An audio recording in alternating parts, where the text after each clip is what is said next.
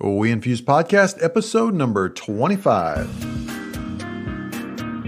Welcome to the WeInfuse podcast, and my name is Dylan McCabe, and in every episode we give you a behind-the-scenes look at the operations of the infusion center, whether it's a standalone infusion center or a provider's office who has an infusion suite. And our goal is really to equip you so that you can have the best tips, tactics, and a roadmap to offer excellent services to your patients and grow a thriving infusion center. I think you're really going to like this episode because I'm interviewing Civic Infusion Center.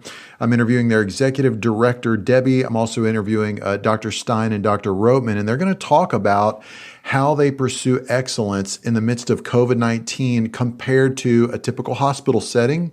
They're going to really get into the details of why it's such a positive thing for their patients to come to them versus going to the typical provider office or especially a hospital setting. So whether you're thinking of starting an infusion center or have one already, you're going to get some nuggets of gold as we go into this interview. So let's jump right in.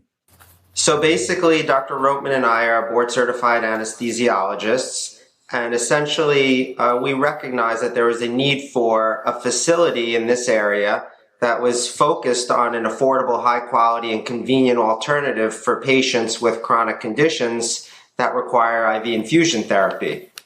And this was something we felt very strongly about based on our own personal experience with friends and family. And we understood that the hospital environment was not ideal because basically it was not as affordable. And these types of patients that require these therapies are particularly vulnerable to infections and viruses that naturally spread within the hospital environment.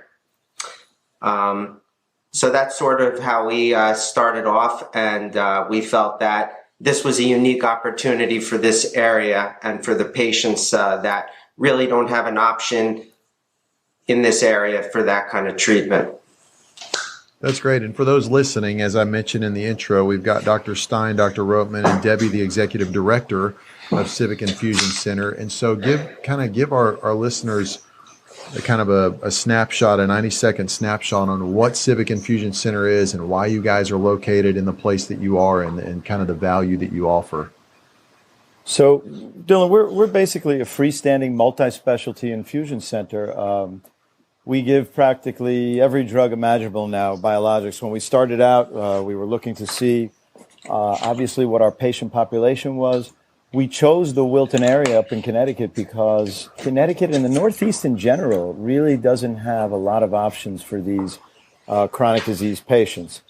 And so, like in anything, everything has its risks, rewards, and we weren't really sure, if this was the right location. But we thought that, the hospitals were charging such incredible fees for this. We were told that. We saw patient EOBs. People were really upset at what was going on at the hospital setting, and we thought we can provide, from our background as anesthesiologists, we've done and managed a lot of these type of centers in ambulatory surgery.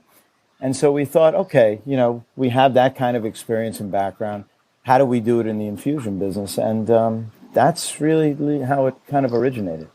Right. And just to add on that, basically, as anesthesiologists, we're very experienced with IV therapies, IV treatments as basically critical care doctors in the operating room. So to be able to treat patients in this type of environment, we felt we were ideally suited to do that, given our background and experience. Okay, so I've got to ask the question here because, WeInfuse does a lot of consulting and we've talked to healthcare providers around the U.S. What was the big difference, business-wise and talking about the workflow and just managing all the moving parts in the practice of going from anesthesiology to infusing biologics in these patients with chronic diseases? And I'll let, Debbie answer or Dr. Roatman or whoever wants to answer that, go for it. I'll take it. I think, so the biggest difference probably is these patients are, it's not anesthesia, obviously, but these patients come with some of the same comorbidities and problems that we have in the OR.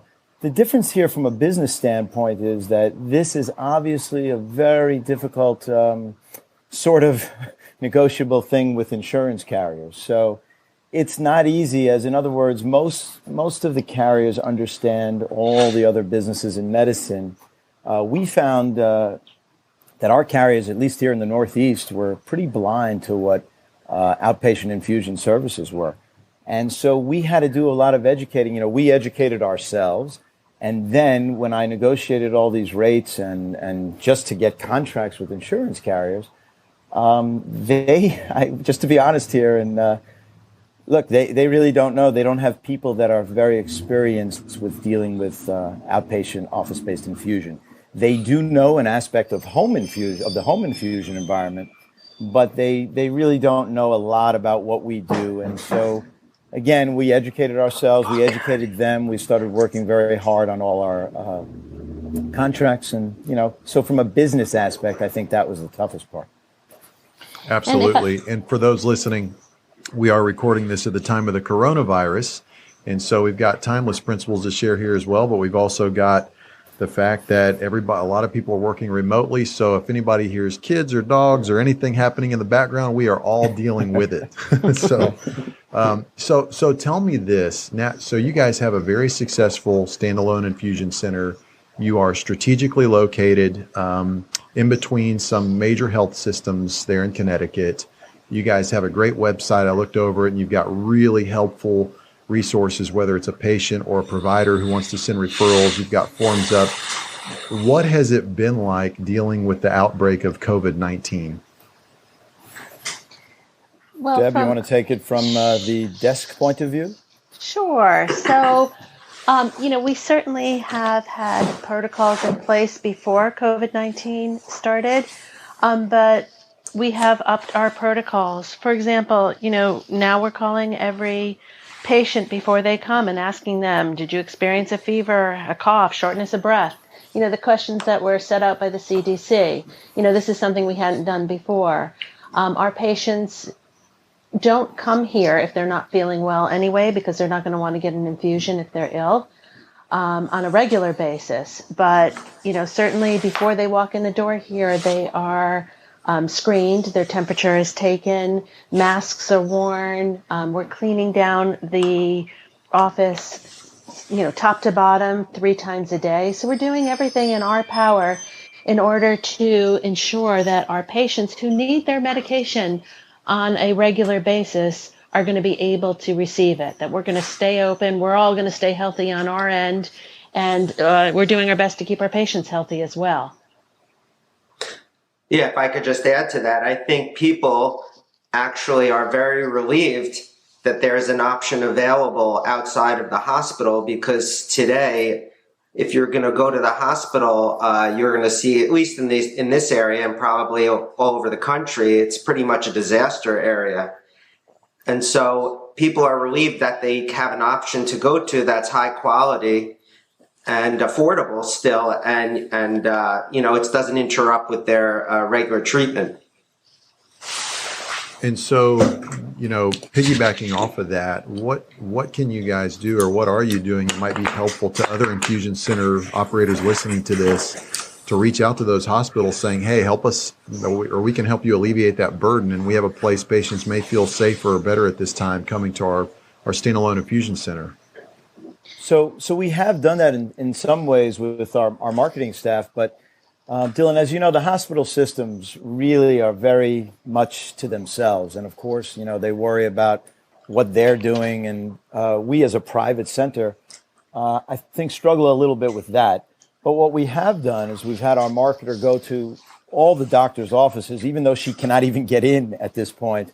But she has her liaison, she's emailing, she's calling.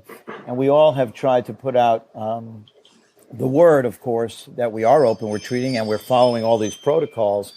And fortuitously, obviously, in this situation, we've been getting patients from hospital settings from all over, because the patients themselves obviously are now saying, hey, wait a minute, am I going to go into a big, crazy hospital situation and sit in that chair where God knows who's been in there and what's going on? And we see all the everybody's watching the news. Unfortunately, this is bombarded to everybody, and it's really such a stressful time in medicine.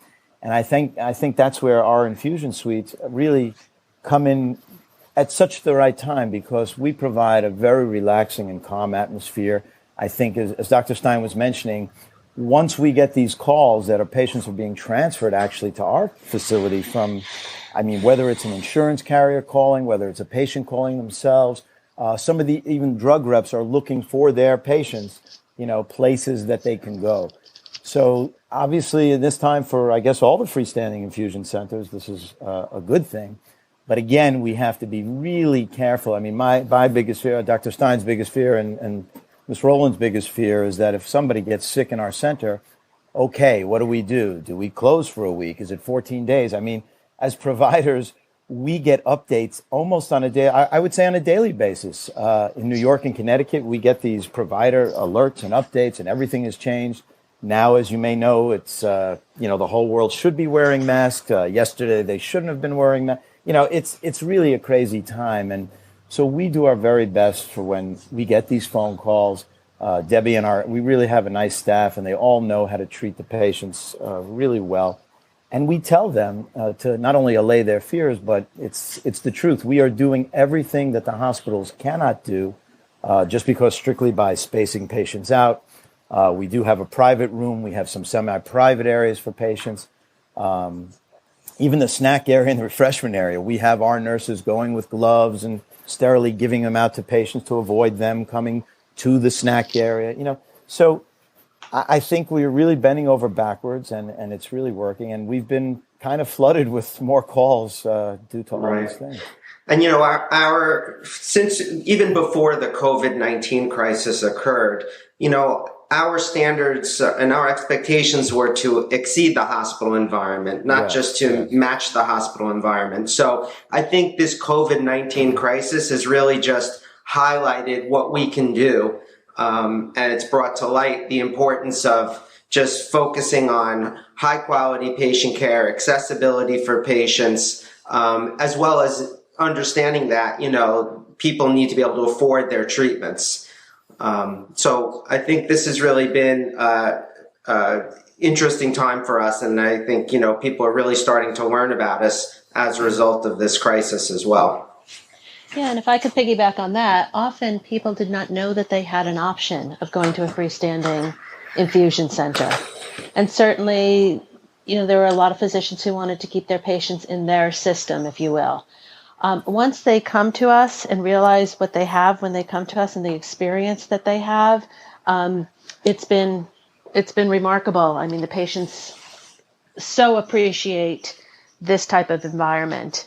And so we're very happy to be able to be here to support the community and support the patients and make sure that they get their treatments.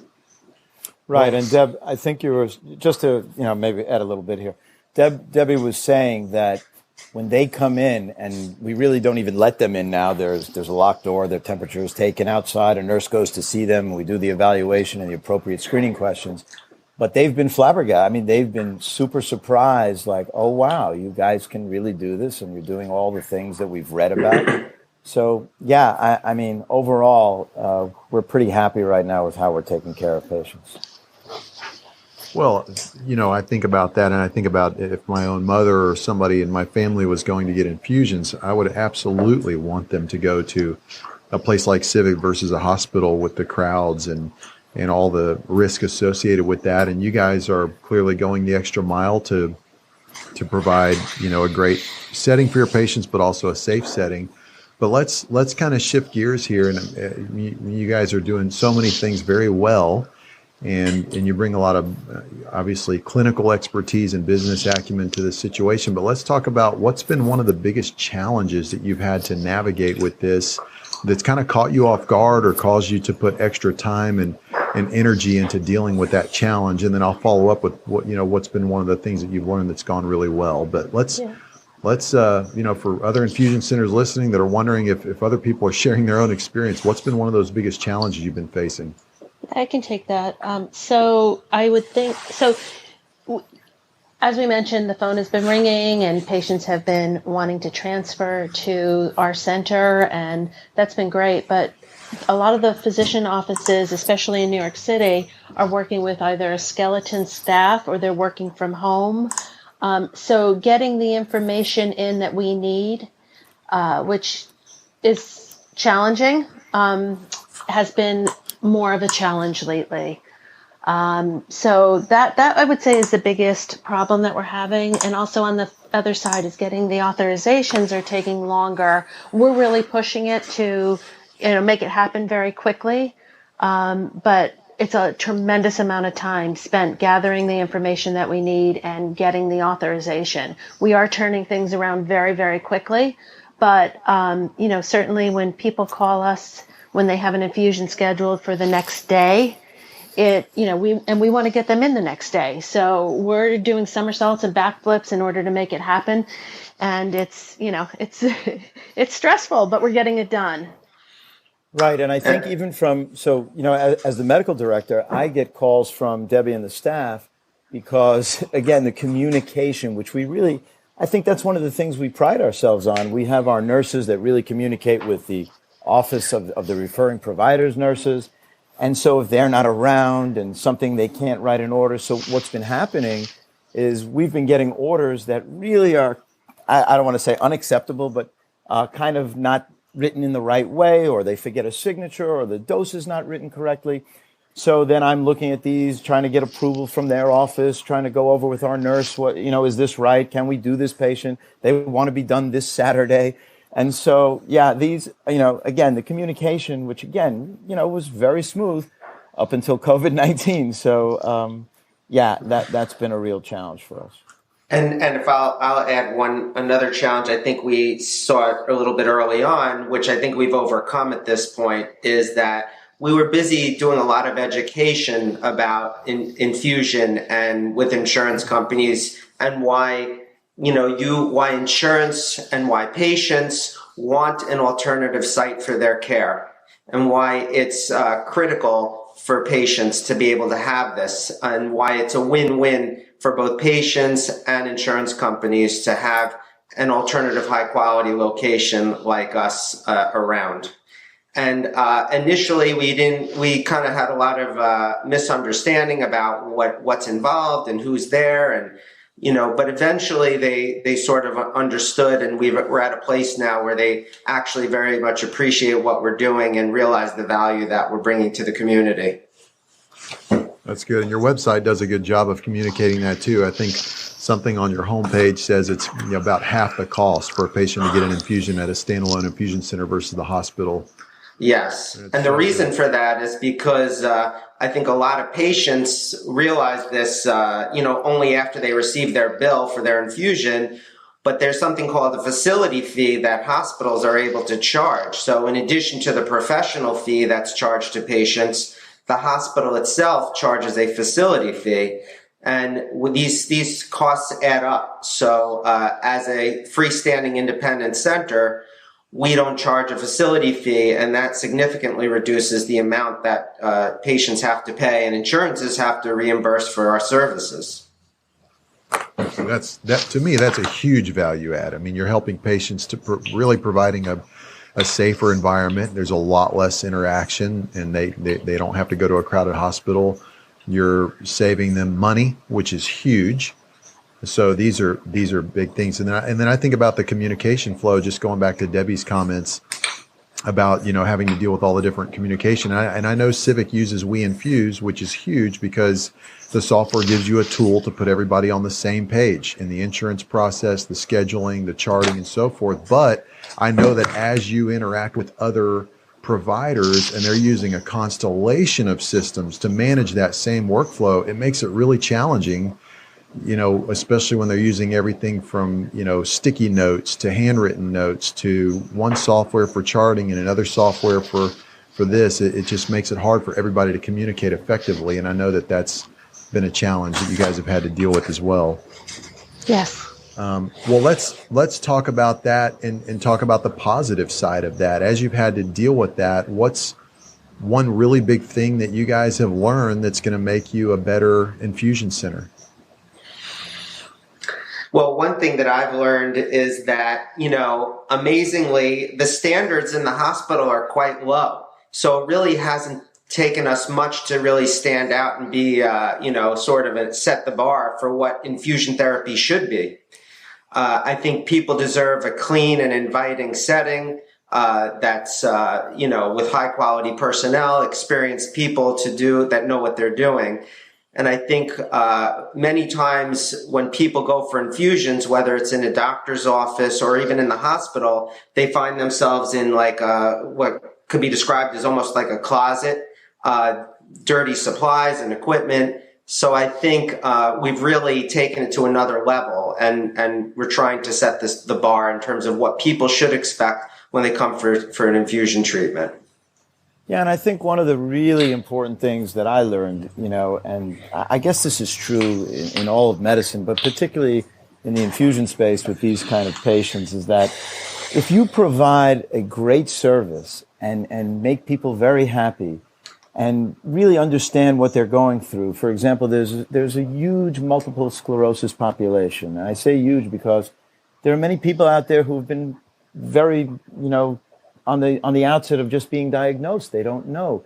In MS, particularly, patients look good. They can look very athletic and healthy, but they're suffering, as we know. So it's kind of a disease where it goes a little bit under the radar. And of course, as many of you know, Ocrevus is a huge drug now for this. And we see that providing these patients with that good care and understanding their illness, I mean, it's almost like it's really rewarding, actually. And so we're finding that, and at Civic we take everybody. We hardly, rarely, if ever, turn down an order for something that, let's say, is not the most profitable or just not. We think we'll get all of that will come back to us. Particularly in infusion, the word of mouth from patient to patient and patients to their doctor's office, I think has really been a big plus for us. So those are some big takeaways. Right. And I also think this is sort of, as anesthesiologists, we're not typically, involved with patients other than sort of as an afterthought. When they come in for surgery, they kind of see us after and then we're kind of gone. But here we're starting to appreciate just those patient interactions and getting to know patients and understand, and they're starting to develop relationships with us and our staff. And I think that's been very satisfying and rewarding for us as we've grown. Let's talk about that for a minute. And as you guys, experience an increase in patient volume, and you're in an opportunity to help other providers who maybe can't see these patients like they normally would. And I looked at your website, and you guys are even open evenings and weekends, which is huge. It raises a question in my mind that we get asked a lot at WeInfuse, especially for people who want to open an infusion center. And they say, why would another provider, a rheumatologist or gastroenterologist, why would they want to send us their patient for infusion? That doesn't make sense. So what are some of the benefits of why a local provider would want to send a patient to you guys and kind of outsource that treatment? So we saw this early on, and that's a great question because for anybody who's thinking of opening a center out there, we understood very well that, yes, there may be big practices doing IOI, and some do it well, and some don't do it well at all. And honestly, the majority was in the not doing it well at all category. And the reasons for this, and we understood this, is that if you remember in a doctor's office and with their nursing staff and their other staff and their administration staff, there are so many things going on other than the infusion services. So they will try to, characteristically, we found out, from speaking to a lot of our nurses, that not only would they have to multitask by answering the phone and go seeing a patient in room 2, then starting an IV in the back room where the infusion suite was far away from where they were, they couldn't really, do this with a good flow and an organized manner. And to this day, I would say that there are many offices that still try to do this. So, we understood, I think, from the beginning by doing a lot of homework. And that's another thing. If we, again, I don't want to discourage anybody, but I think this is a very, very tough business, and you have to have your eyes wide open when going into it. We did a lot of research to find out what was going on in our area, who should be doing what. And again, I think the offices, to your question, they just have a hard time coordinating all the other things that are going on, and therefore not really prioritizing their infusion suite. Right. And I think also, just to tag on to that, is that it is extremely hard to be successful in this. And I think the reason is because you could easily start losing money. The drugs are very expensive. Insurance doesn't always reimburse appropriately, and there's constantly changing reimbursement and costs for the medications that constantly need to be tracked. So a lot of places don't have the ability or desire to track this information, and you could find yourself very quickly losing money. And so we've taken great pains to be very careful on how we manage our medications and our contracts. And I think, it's very work intensive. And I think that's why it's not done a lot in at least in our area. Those are great points. And those are the kinds of things we share with consulting clients for WeInfuse, but it's great to hear it from you. And, you're reducing the financial risk for the provider. And really, a lot of these providers, it's almost like I hate to call it a side business, but it's not their main area of expertise. It's not their main focus, and it is a whole new workflow and a whole new level of risk and reimbursement, like you said. So, if everybody swims in their lane and we all do what we're really good at, things will flow a lot better.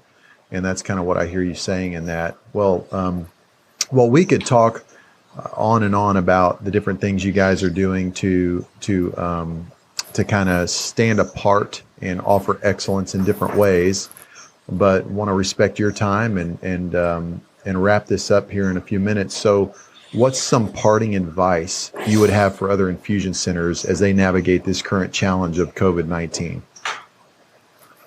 I would really say, again, and not to discourage, of course, but really do your homework as far as knowing all the aspects of the business.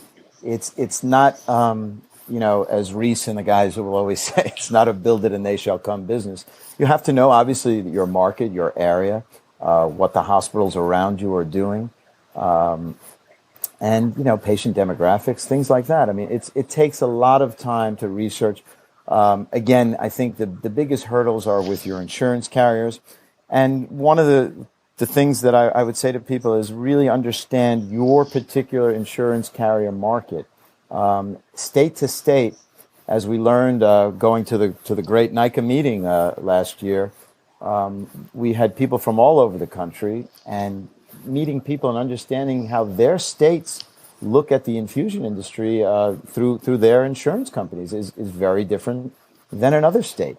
You would think that this would all be national, no brainer, but it's not. So understand your environment, do your homework, and put in the hard work.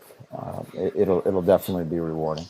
Right. Nice. I agree completely with that. And also I would say to understand that healthcare is hyper-local.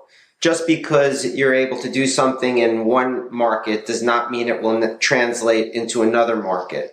So you got to be very careful in doing your research, because it may not work out, even though you can be successful somewhere else.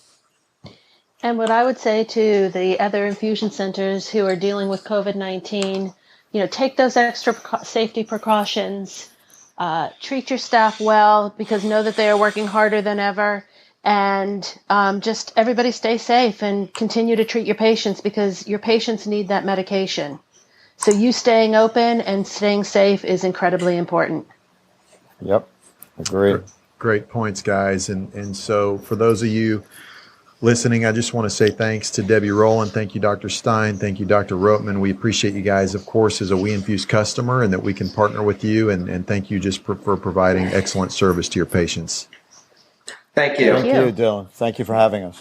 All right. I'm sure you got a lot from that interview. I really appreciate them being on the show. And I love how they talk about why a provider would want to send them their patients, or why their patients are really getting the best care possible compared to having going to a hospital, especially in the midst of COVID-19. And guys, now is a time more than ever where WeInfuse software really shines, because when many people are working remotely, it puts everybody on the same page, everything from the insurance workflow, navigating that whole process with prior auths, to the scheduling, to the nurses charting, and even a lot of billing information that billers need. All of that in one place, even now with very powerful features like appointment reminders, alerts, and ways of messaging those patients to stay on top of this process.